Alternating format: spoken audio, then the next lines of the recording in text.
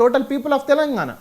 Okay Rama Reddy గారు, అదే చేయండి. ఇంకా మా ప్రభుత్వం తరఫున మేము చేయాల్సిందే ఉంది. మేము ప్రైమ్ మినిస్టర్ అపాయింట్మెంట్ అడిగినాము, ప్రెసిడెంట్ ఆఫ్ ఇండియా అపాయింట్మెంట్ అడిగినాము, ఇవ్వలేదు సార్. మేము కూడా ఉన్నాం ఆ రోజు ఢిల్లీలో. సార్ మీరు అంటే దీన్ని కాంట్రవర్ట్ చేయట్లేదు, వాస్తవాలు చెప్తున్నాం. ఇందులో చాలా క్లారిటీగా ఉన్నాం. ఎక్కడ ఏ క్వశ్చన్ మేము ప్రభుత్వం కాంగ్రెస్ పేరు రావాలను ఇంకోటో కాదు. పూర్తిగా రామరెడ్డి గారు మీ కెమెరా 5 సంవత్సరాల నుంచి మీ కెమెరా మాట వాస్తవం. బీసీ కులగణన చేస్తామని ఇప్పుడు 1 మంత్ నుంచి చేయలేదు సార్. కులగణన చేసి ఇవన్నీ ప్రాసెస్ కు లేట్ అయింది తప్ప మేము 1 ఇయర్ జరుగుతుంది. రామరెడ్డి గారు మీ కెమెరా ఆఫ్ చేసుకున్నారు, ఒకసారి ఆన్ చేసుకోండి. ఓకే మీరు ఆన్ చేసుకుంటే మాట్లాడదాం.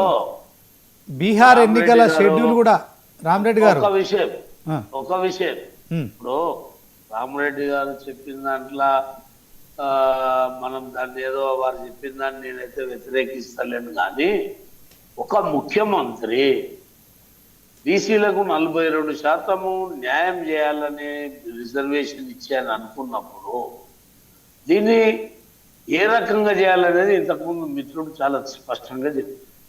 వాళ్ళ ఇక్కడ అన్ని పార్టీలు సమర్థించినప్పుడు ఒక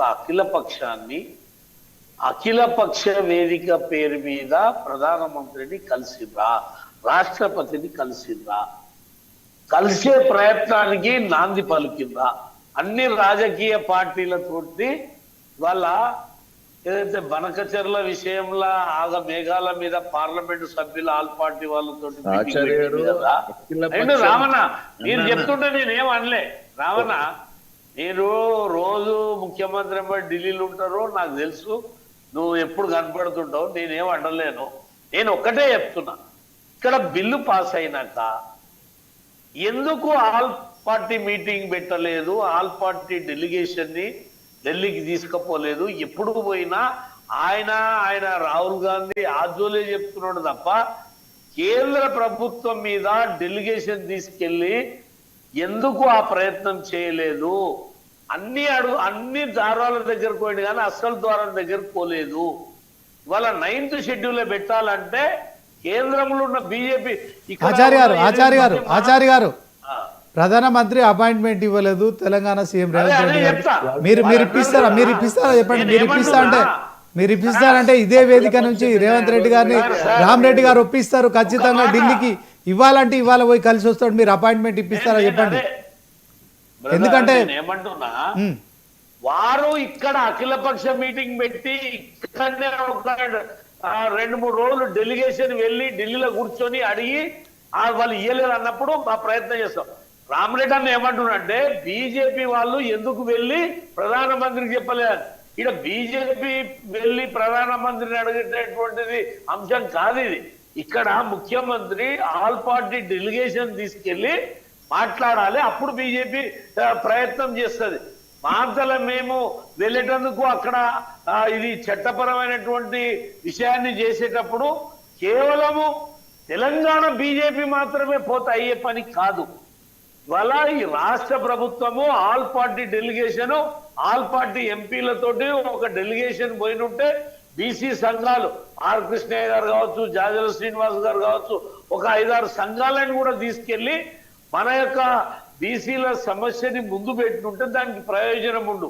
మీరు ఇక్కడ బిల్ పాస్ కాగానే ఇక చెంగున ఎగిరి ఢిల్లీలో మీ కాంగ్రెస్ పార్టీ ఇక సోనియా గాంధీ మీటింగ్ పెడితే ఆమె నాకు నోబుల్ బహుమతి ఇచ్చింది, ఈ బహుమతి ఇచ్చింది, ఇట్లిచ్చిందని మీరు చెప్పుకున్నారు కదా. మేము దాన్ని తప్పు పడతలేం. ఈ డబ్బా మీరు కొట్టుకోవడంలో తప్పు లేదు. కానీ ఎందుకు ఎంపీల డెలిగేషన్ వెళ్ళలే, ఎందుకు ఆల్ పార్టీ డెలిగేషన్ వెళ్ళలే? నేను బీసీ బిడ్డనే. నేను మీకు ఒక్కటే కోరుతున్నా, ఈడబ్ల్యూఎస్ రిజర్వేషన్ వచ్చినప్పుడు బీసీలందరూ స్వాగతించలేదా? ఒక్కసారి చెప్పండి. మేము ఏం చేయాలి? మీరు కూడా మేము ఏం చేయాలి చెప్పు. టైం పడుతుంది. అప్పటిదాకా షెడ్యూల్ లో పెట్టమంటున్నాం కదా. వాళ్ళ అక్కడ జయలలిత ముఖ్యమంత్రిగా ఉన్నప్పుడు జయలలిత వెళ్ళి కొట్లాడేది కానీ తమిళనాడులో ఉన్న కాంగ్రెస్ వాళ్ళు పోయి కొట్లాడలే. తమిళనాడులో ఉన్న కాంగ్రెస్ వాళ్ళు పోయి కొట్లాడాలి.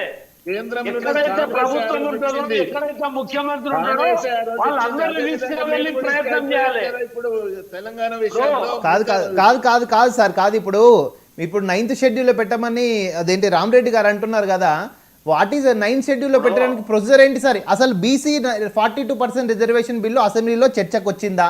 చర్చ జరిగిందా? ప్రతిపక్షాల అదేంటిది ప్రతిపక్షాల వ్యూ ఏంటి? పాలకపక్ష